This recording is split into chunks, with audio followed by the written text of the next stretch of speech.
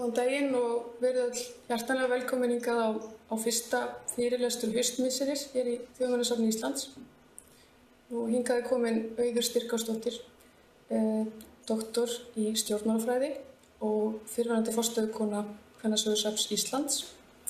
Í fyrra, árið 2015, var fagnað 100 ára afmæli kosningaréttar kvenna og það voru fjölbreyttir viðburðir allt land á söfnum og fleiri stöðum.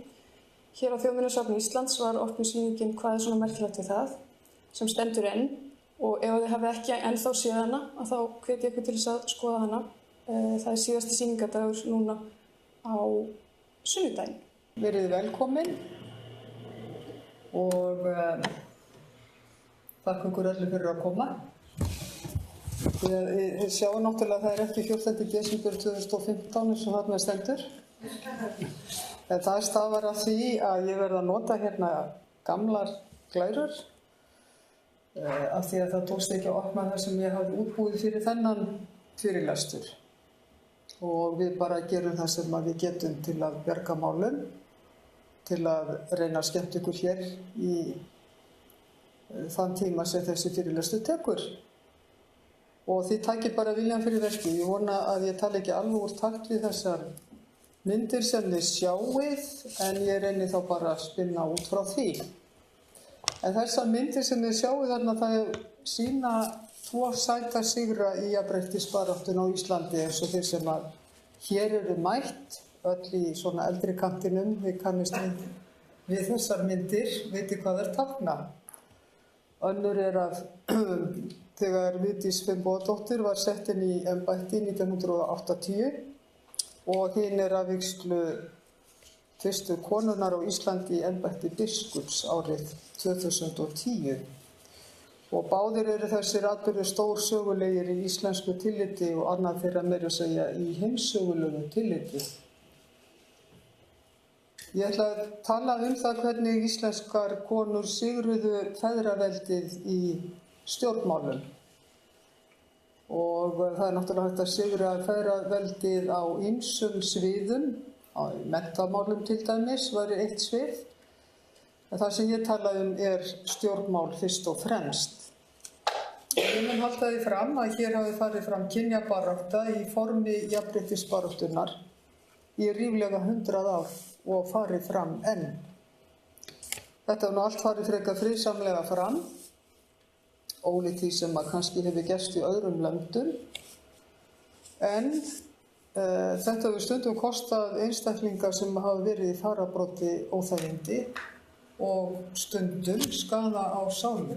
Og ég ekki þá sálma hér, þá okkur hér sem sitjum í hægindómnum í dag hollt að minnast þess að þetta kostaði fórnir. Það skulum við alltaf hafa það í huga. En fyrst ætla ég að kynna svo litið sjálfa mig og mín verk. Ég var forstöðukona Kvennasögusafns Íslands í síðastliðin 15 ár og hefur nýlátið þar á störfum. En ástæðan fyrir því að ég að halda þennan fyrirlestur núna, þótt ég sé orðinn pensjónisti. Hún svo að það stóð til að þessi fyrirlestur fluttur í vor, eða þegar sýningin hér í Þjóðminjasafni var svona í hápunkti, en þá vildi þannig til að ég vaknaði með svo mikið kvef þann morgun að ég mátti vart mæla og þá verði að fella þann fyrirlestur niður og þess vegna standi hér núna.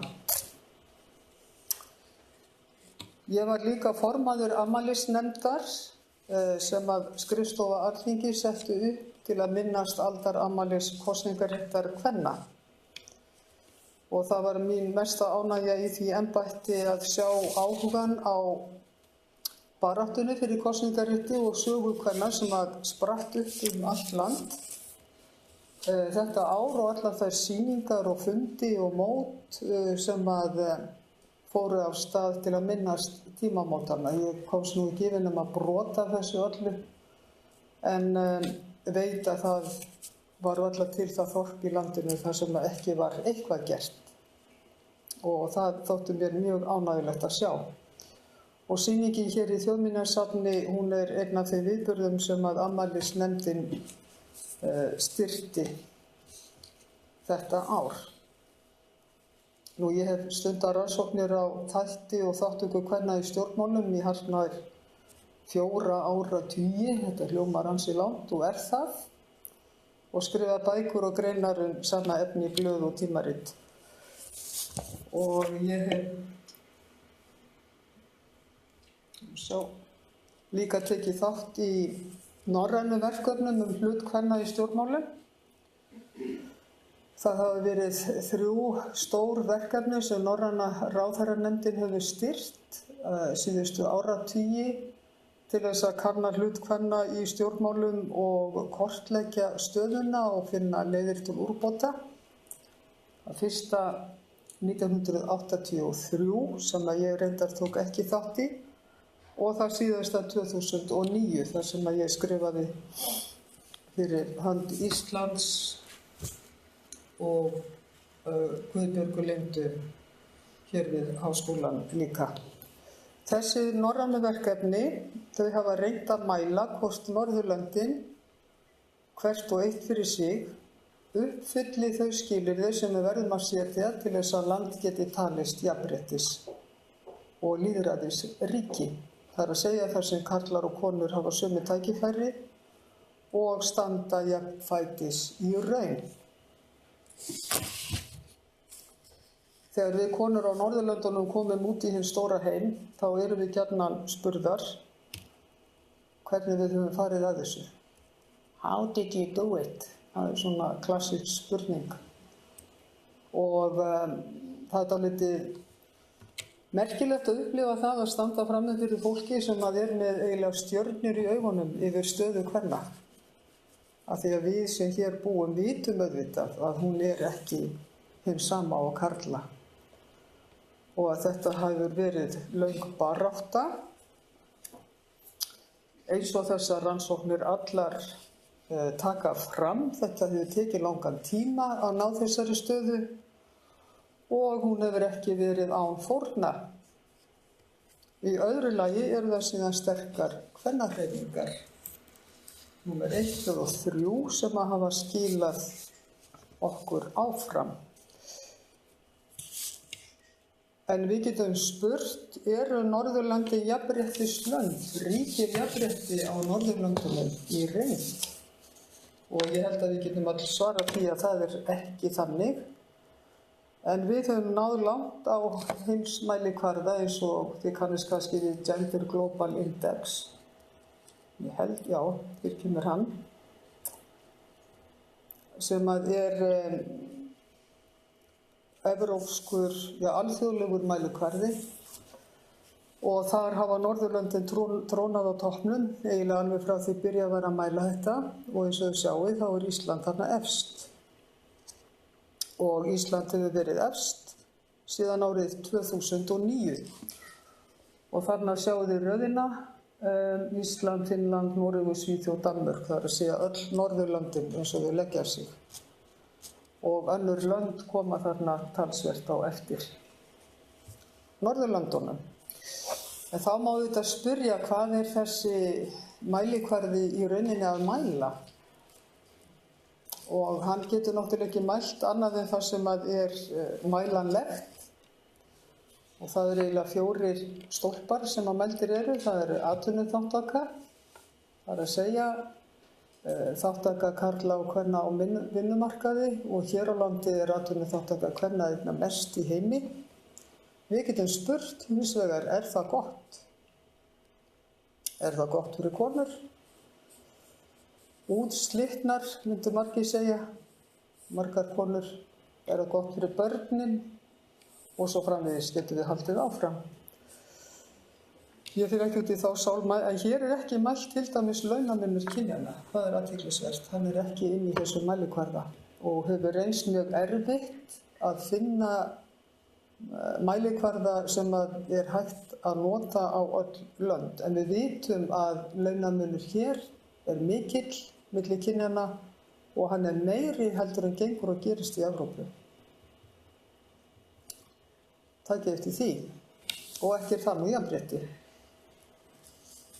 Nú síðan eru það menntunartækifæri, er aðgangur karla og kvenna að skólagöngu og menntun sá sami aðgangur á heilbrigðisþjónustu og síðan það pólitísk þátttaka og þá mælt,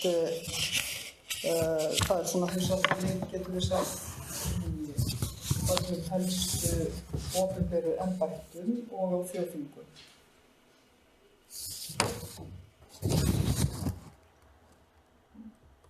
Já.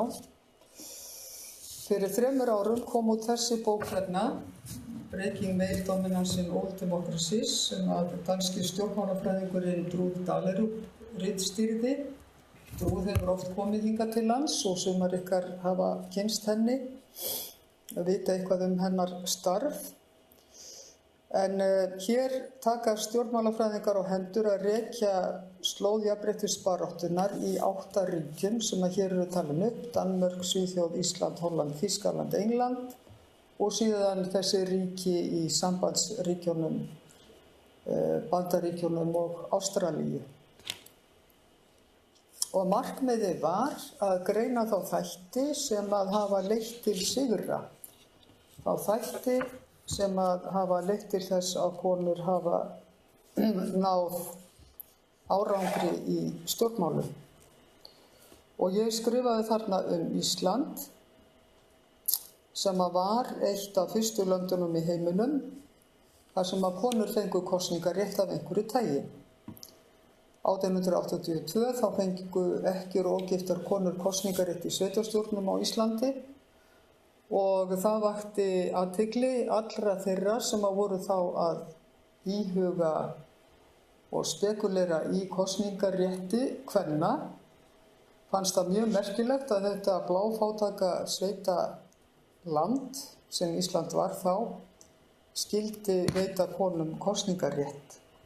Og Ísland rataði inn í fyrstu svona fræðibækur, getum við sagt, eða bækur sem að kortlögðu stöðina á sínum tíma.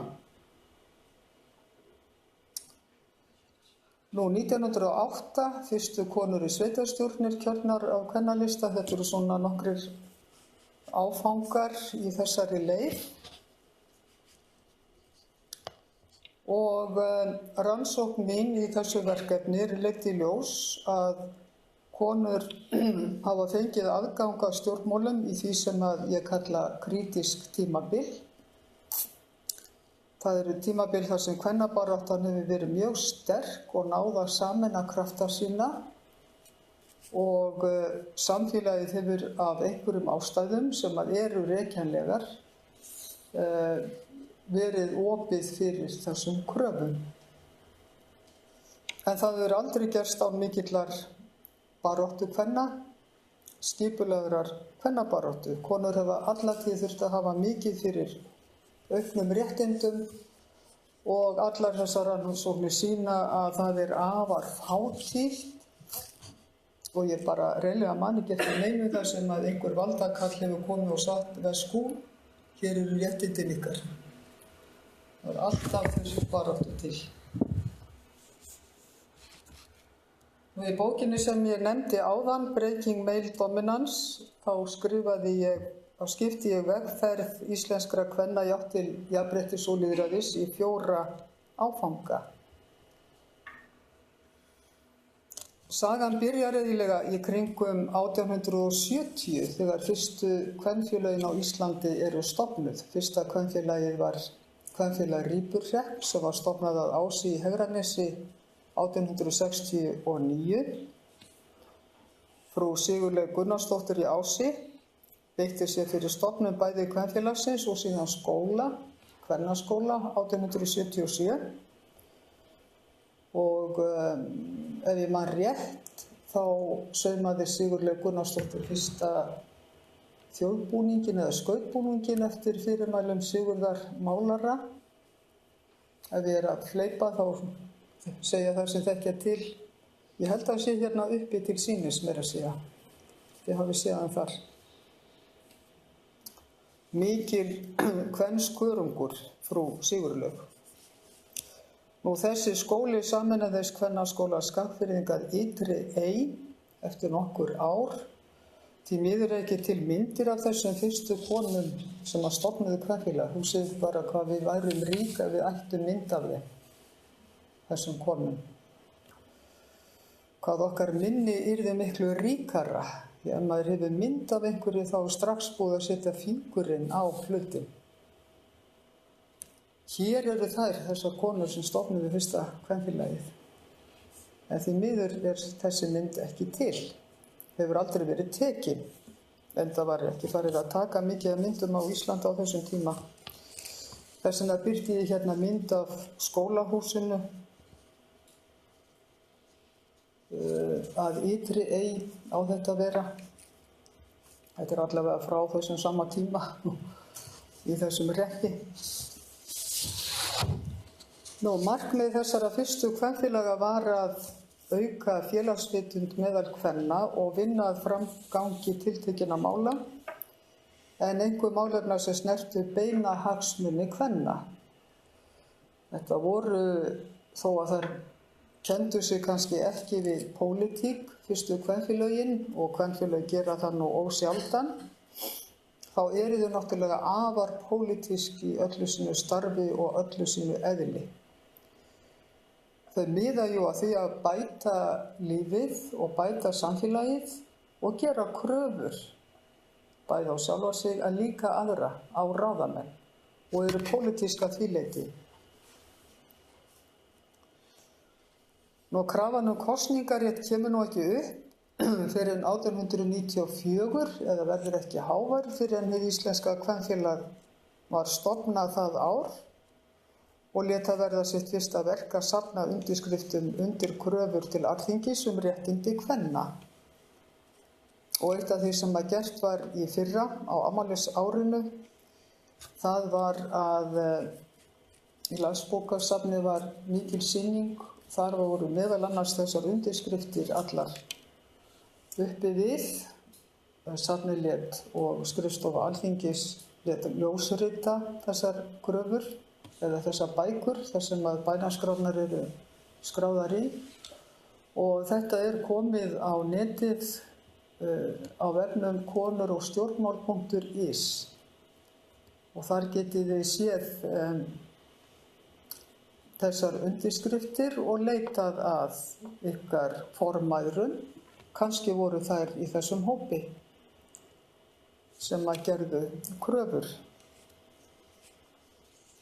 Árið 1907 byrjaði með stæl hjá íslenskum konum þegar Kvenréttindafélag Íslands var stofnað 27. janúar á heimili Bríetar Bjarnhéðinsdóttur, forsprakki félagsins.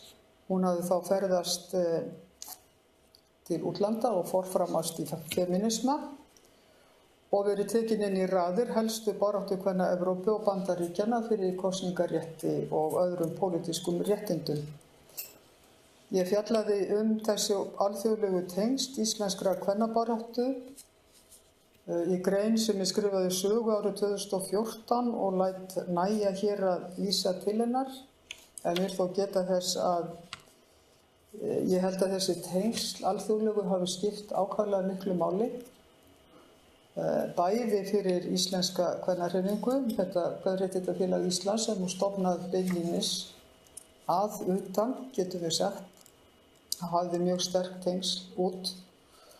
Og síðan var framlag Bríetar talsvert til þessara erlendu samtaka. Mjög ákveðin hátt sem ég ætla ekki að segja ykkur frá hér, þið verður bara að lesa greinina. Kannski kemur það hér í spjall á eftir. Þetta fyrsta tímabil í átt til jafnréttis og lýðræðis einkenndist annars af fjarveru kvenna á hinu pólitíska sviði. Þetta svið var náttúrulega heldur ekki fyrir alla karlmenn, fjarri því, en kynferði var samt sem áður þungamiðjan í þessum rétti eða öllu heldur í þessu tilfelli réttindaleysi. Það var nóg að vera kona til þess að fá engan rétt. Það breytti engu hversu ættgöfugar, ríkar eða áhrifamiklar konur voru, rétturinn var ekki þeirra. Og hér má taka, fólk talar oft það að konur hafi áhrif á baku tjöldin, sem er vissulega rétt í mörgum tilfellum. En ég ætla að segja ykkur dæmi Þorbjörgu Sveinsdóttur sem var ljósmóðir í Reykjavík og allir voru dauðhræddir við. Hún stóð upp í hárinu á öllum og stjórnaði því sem hún vildi stjórna. En einu gat hún ekki stjórnað. Hún var svo áhrifamikil að kallarnir kusu hana í sóknarnefnd árið 1890. Fannst bara sjálfsagt. Þorbjörg, hún eins og við kallarnir, eða það að segja áhrifakallarnir. En hún fékk ekki að taka sæti í nefndinni af því hún var kona. Og í lögunum var orðalagi menn og það gilti ekki konur. Og getum því sagt að feðraveldið hafi verið hér algjörlega ómengað og skýrt og fært. Nú næsta tímabil hófst þegar konur héldu innreið á pólitískar samkundur og það gerðist í janúar árið 1908 þegar giftar konur fengu kosningarétt í Reykjavík og kvenfélögin buðu fram sinn sérstaka lista. Fengu 22% atkvæða og 4 konur kjörnar og hérna sjáum við þessar 4 ágætu konur.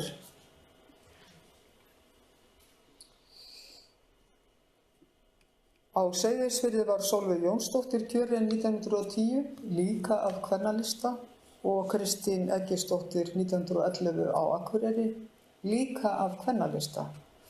Þetta var tímabil kvennalistana. Fyrstu konurnar sem komu inn í sveitarstjórnir voru af kvennalistum og þegar maður spyr af hverju, er svarið mjög einfalt. Konunum bauðst ekkert sæti á listum karlanna. Erlendis, þegar konur fengu fyrst kosningarétt í sveitarstjórnum, það var skipt upp að minnsta kosti 1 með 2 konur. En hér var þetta bara þvert. Nei, þetta var ekki fyrir konur. Við sjáum hérna til vinstri plakat sem til í Þjóðarbókhlöðu, Landsbókasafni, einn af gersemónum þar. Og þetta frá kvennalistanum 1908. Það sem verið að kjósa konur til að konur takið eftir. Konur kjósið kvennalistan, F. Og síðan hvar kosningin fer fram og konum ætlað sérstakt herbergi. Það vekur athygli. Og maður þarf að setja sig inn í aldarfarið til að vita hvað þarna á ferðinni. Kjörstaðir voru oft staðir þar sem helst var brennivín í menn á þessum tíma. Og róstu samt í kringum kosningar og konur, þarna hefur stótt ástæði til að hlífa konum við að sjá þau ósköp öll.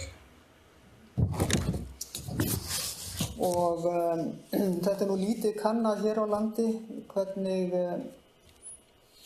mikil ástæða samt til að gera það, til að kanna hvernig hinir fyrstu þingmenn og kannski líka í bæjarstjórnum á tímum þar sem að hinir valda mestu í samfélagunum voru líka þeir ríkustu, hvernig þeir fóru að því að ná í atkvæði. Ég hveti ykkur til að lesa ævisögu Hannesar Hafstein, þó að það sé ekki þetta, þá má finna þar mjög sterkar lýsingar á því hvernig hann beinlínis keypti atkvæði með brennivíni, segir sögu af heilum skipsfarmi fyrir vestan. Sjómönnum, fullt skip af sjómönnum sem kemur til að kjósa, sem að hann lætur þá sækja og síðan fáið brennivín á staðnum. Og þetta nú ókannaður akur.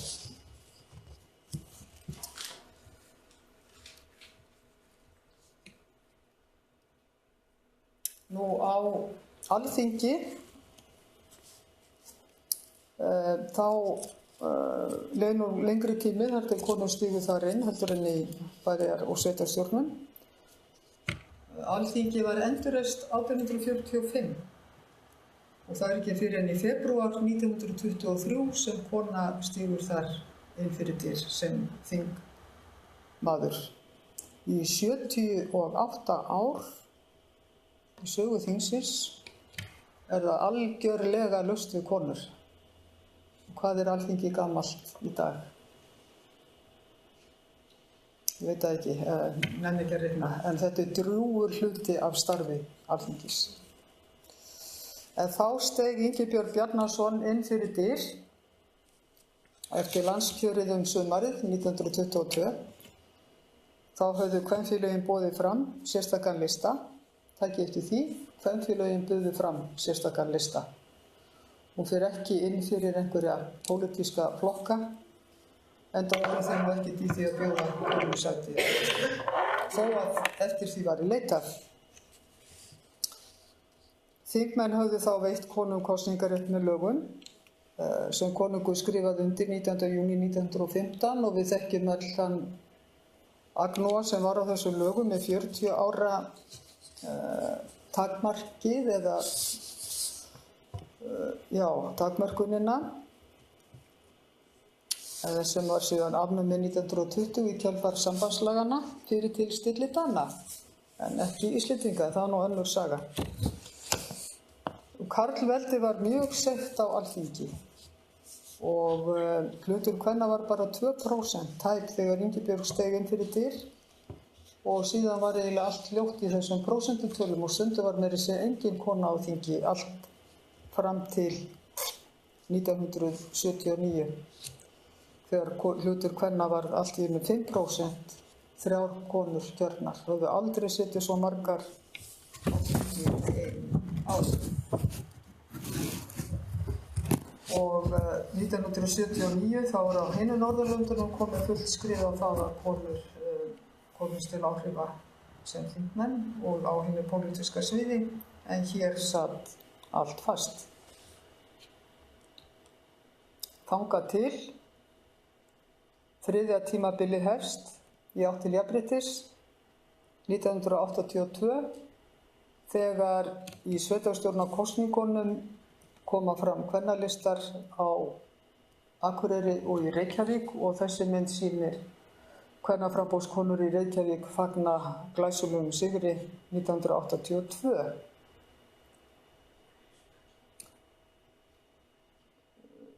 Hlutfall kvenna í sveitarstjórnum á þingi óx mjög eftir þetta. Árið 2006 var hlutur kvenna í borgarstjórn til dæmis komin í 47% og á tímabili voru konur helmingur borgarfulltrúa. Árið eftir, eða 1983, þá héldu kvennalistar innreið sína á Alþingi og hlutfall kvenna rauk þá upp úr 5% í 15% þingmanna, hvorki meira né minna, og það var að þakka nýjum framboðum fyrst og fremst, eða eingöngu, kvennalista og bandalagi jafnaðarmanna. Þótt kvennalistar fengju aldrei yfirburðafylgi settu þeir pressu á hina hefðbundnu stjórnmálaflokka sem að urðu að svara þessari samkeppni, jafnvel þótt að væri nú með semingi í mörgum tilvikum. Og við sem höfum fylgst með lengi í stjórnmálum vitum hver sá semingur hefur verið oft á tíðum. Sumir flokkar hafa hins vegar stuðst við kynjakvóta á framboðslistum og ýmis útfærsla til á því. Þið sjáum þarna þróunina á hlut kvenna á Alþingi frá 15% 1983 upp í 40% 2013. Þetta 30 ára tímabil sem að þetta hefur tekið og hefur verið svona í smá stökkum í hverjum einustu kosningum frá 83. En í samanburði við Norðurlöndin þá tók þetta svolítið langan tíma hér og fer seint af stað. Danski stjórnmálafræðingurinn Trond Dahlerup sem ég nefndi hérna áðan, hún hefur notað hugtakið critical mass þetta fyrirbæri sem skapast þegar konur halda innreið sína í þann karlaheim sem stjórnmál eru í byrjun. Og hún tekur þetta critical mass hugtak úr vinnusálarfræði, þar sem að þeir sem hafa rannsakað vinnustaði sem eru ómengaðir karlavinnustaðir í byrjun. Og þá kemur ein kona inn, það breytir engu, það koma 2, það breytir engu. Það ekki fyrir en þetta 30% mark upp í það komið sem eitthvað fyrir að breytast í þessum heimi. Það sama má kannski segja marga kvennavinnustaði sem við sjáum í dag, margir hverjir nánast án karla. Og Drew Dahlerup heldur því fram að konur hafi í raun ekki marktæk áhrif fyrir að þær hafa náð 30% marki. Þá fyrst sér hlustað og þá fyrst geta þær beitt einhverjum hópþrýstingi sem skiptir verulega miklu máli.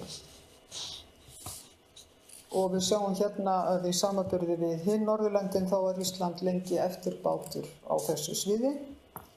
Sveitarstjórnin hér náðu þessu marki 2002 en í hinum löndunum á Norðurlöndunum á tímabilinu 85–2001 og á Alþingi 1999 en fyrr á hinum Norðurlöndunum.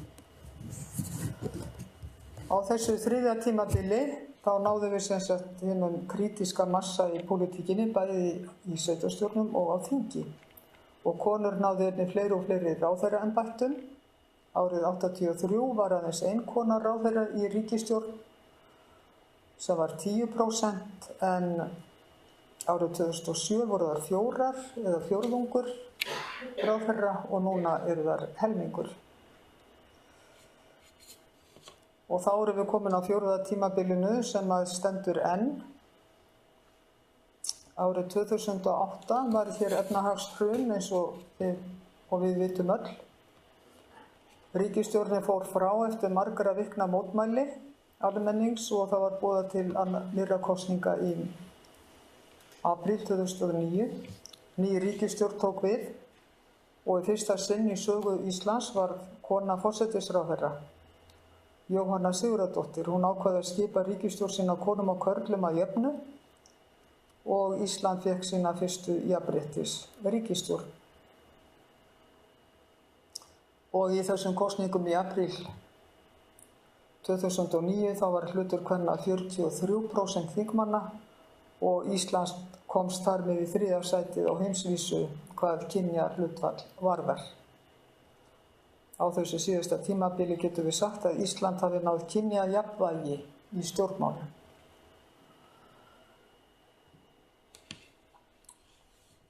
Þegar litið yfir sviðið og bara teknar tölur og áfangar, þá virðist líta út fyrir að allt hafi liðið fram áreynslulaust og án átaka. Og ég hef sýnt ykkur eiginlega þá mynd, en það ekki rétt mynd. Því að án kvennabaráttu hefði ekkert af þessu gerst. Og nú vil ég biðja ykkur að velta því fyrir ykkur með mér hvað gerðist í byrjun hvers tímabils.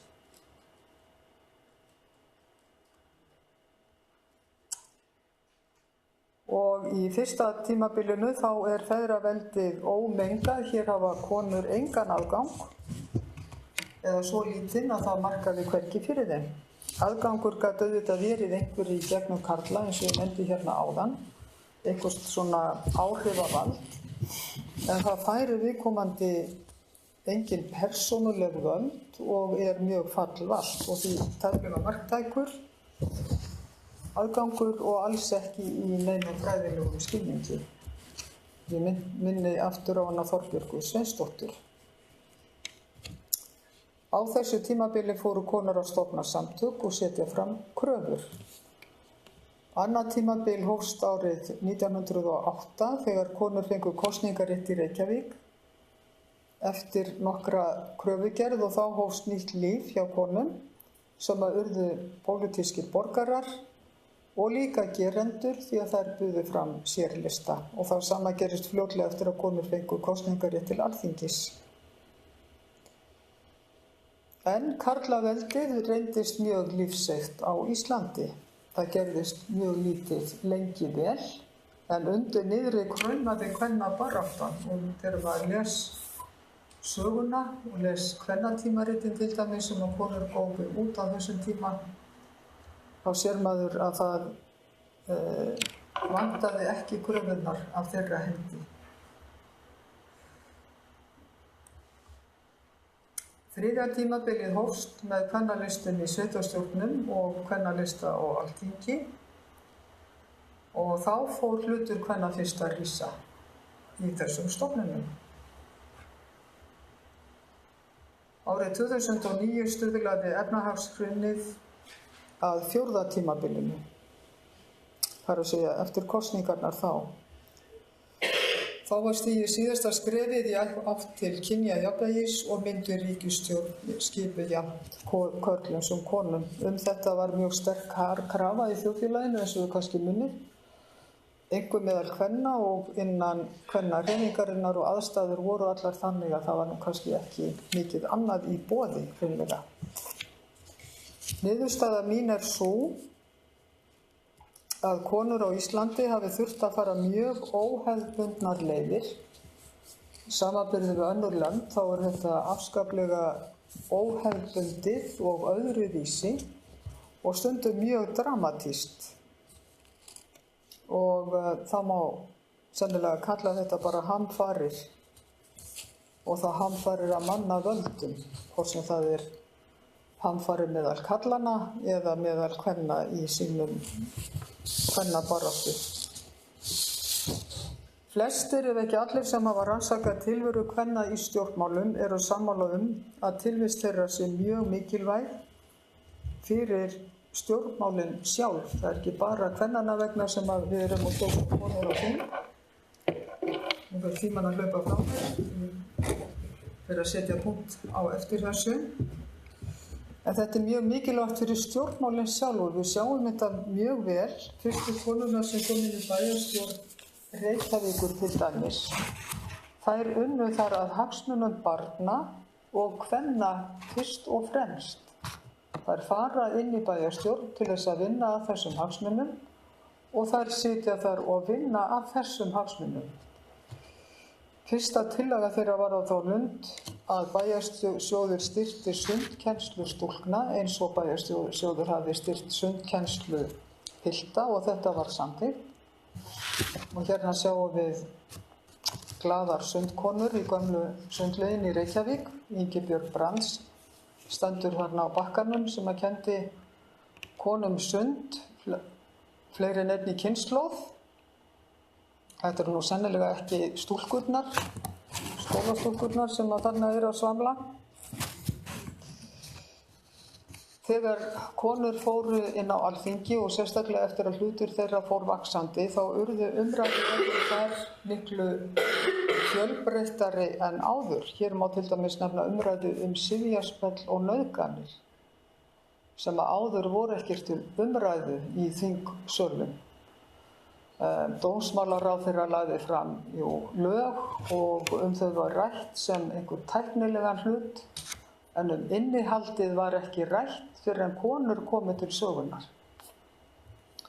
Heimilisofbeldi og mansal, þetta allt saman hlutir sem valda fyrst og fremst konum skaða og oftar en ekki eru karlar gerendur og það virðist bara vera þannig að karlmenn hafi lítinn áhuga á málum af þessu tagi eða minnstakosti taka þau ekki upp hvað svo sem veldur því.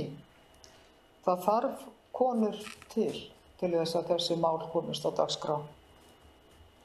Og eftir því sem konum hefur fjölgað á þjóðþingum og pólitískum samkundum að þá hefur þetta orðið meir og meir sjálfsagður hlutur af henni pólitísku umræðu. Nú ég ætla að ljúka máli minni með því að sýna ykkur hérna mynd og skilaboð frá ungu kynslóðinni í landinu. Þetta er mynd sem ég tók hér af sýningu sem stóð hérna fram í anddyri Þjóðminjasafns í vor, minnir mig, síðasta sumar 2015 og Ingunnarskóli Reykjavík hafði fengið börn í 5. bekk minnir mig eða 7. til þess að safna saman skilaboðinu það hvað jafnrétti merkti. Þetta var síðan sett á viskustykki og gert úr þessu listaverk. og hét 100 börn í 100 ár hér í Þjóðminjasafninu. Ef þau sáu þetta ekki þá mistu þau það miklu, þetta var alveg dýrlegt verk. Og hér hefur eitt barnanna sagt okkur eins gott að allir fái frétti að jafnrétti er mál okkar allra. Við þurfum alltaf að muna að stjórnmál eru ekki fyrirbæri sem að lifa eigin lífi án okkar. Þvert á móti eru stjórnmál lifandi afl. Það má taka völd af fólki hvenær sem og sagan hefur sýnt okkur það. Við þurfum alltaf að vera vakandi og það er fólk sem að tekur þessar ákvarðanir. Það er ekki einhver vélræn maskína sem fer af stað. Það er til dæmis fólk sem ákveður hverjir eru í framboði fyrir flokkana. Og núna er mjög athyglisvert að fylgjast með úrslitum prófkjara og umræðum í kringum þær. Sumir segja að þetta er nú bara útkoman úr þessu prófkjöri. Tala þetta eins og vél sem að hafi malað og þetta sé útkoman. En auðvitað var það verk okkar eða mannanna að setja reglur í kringum þetta. Þannig að útkoma gæti til dæmis orðið öðruvísi. Þetta nú var bara sem dæmi. Nú hér er unga kynslóðin að þakka fyrir sig á Austurvelli 19. júní í fyrra og hér er önnur skilaboð úr Ingunnarskóla í Reykjavík. Jafnrétti er flott. Mjög gaman að sjá hvað þeim datt í hugum sem börnum og hvað þeim er í rauninni allt jafnréttið. Finnst það bæði sjálfsagt en einhvern veginn líka eru þau meðvituð að þetta er ekki sjálfsagt. Það er merkilegt að sjá það í þessum skilaboðum. Jafnrétti flott, það er bara þannig hjá þessum krökkum. Nú, ég bara þakka fyrir mig.